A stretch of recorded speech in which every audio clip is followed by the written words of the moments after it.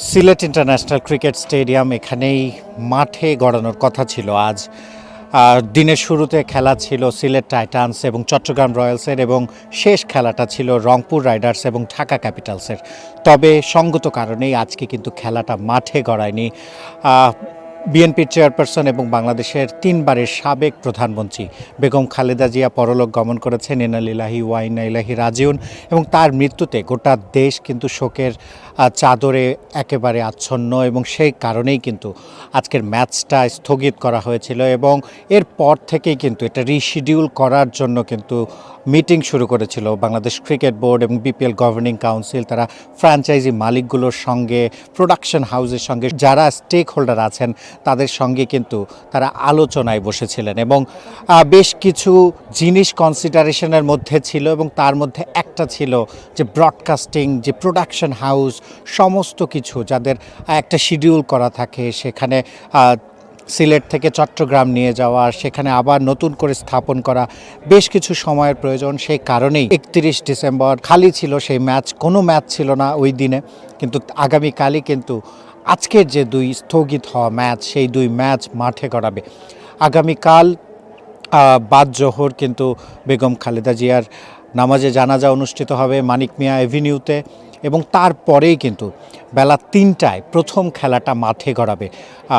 যেমনটা বলছিলাম, আজকের প্রথম খেলা ছিল সিলেট টাইটান্স এবং চট্টগ্রাম রয়্যালস। সেই খেলায় কিন্তু আগামীকাল বেলা 3টায় সিলেট, স্বাগতিক সিলেট, যাদের অনেক দর্শক কিন্তু আজকে মাঠে এসেছিলেন, তারা জানতেন না যে খেলা স্থগিত হয়ে গেছে। মাঠে এসে জানতে পারেন খেলাটা স্থগিত হয়ে গেছে। তারা দীর্ঘক্ষণ অপেক্ষা করেন। তারা হয়তো ভেবেছিলেন যে খেলা হয়তো বা তারা একটু আন্দোলন করলে বা একটু প্রেশার দিলে খেলাটা হয়তো মাঠে গড়াবে, তেমনটা হয়নি, এবং সেই খেলাটা আগামীকাল চলে গেছে।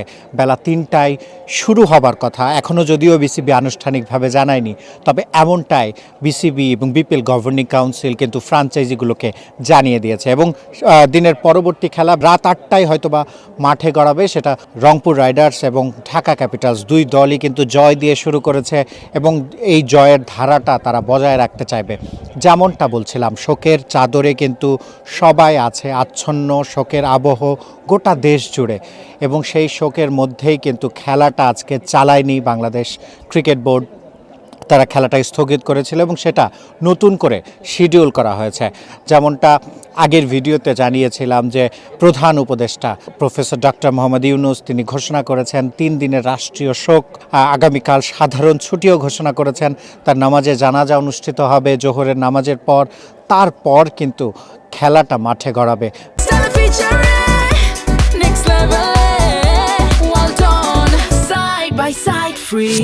বিপিএল অনেক স্টেক হোল্ডার কিন্তু একটা খেলার সঙ্গে জড়িত। ফ্র্যাঞ্চাইজিগুলোর শিডিউল করা, তারা কোন সময় কোন জায়গায় যাবে, কোন বিদেশি ক্রিকেটার কখন আসবে, logistic support, production house, sponsor, TV production, সাংবাদিকদের, সমস্ত কিছু কিন্তু এক সূত্রে গাঁথা। এবং এখানে কোনো কিছু ছেদ ঘটলে কিন্তু অনেক কিছু বিবেচনায় নিয়েই তারপর সিদ্ধান্ত দিতে হয়, এবং সেটার জন্যই কিন্তু একটু বিসিবি সময় নিচ্ছে, সবার সঙ্গে আলাপটা করছে, এবং একটা সিদ্ধান্ত অনানুষ্ঠানিকভাবে কিন্তু চলে এসেছে।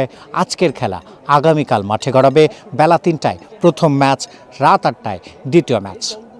Shihab Hasan Khan, cricket 97, Sylhet international cricket stadium, Sylhet.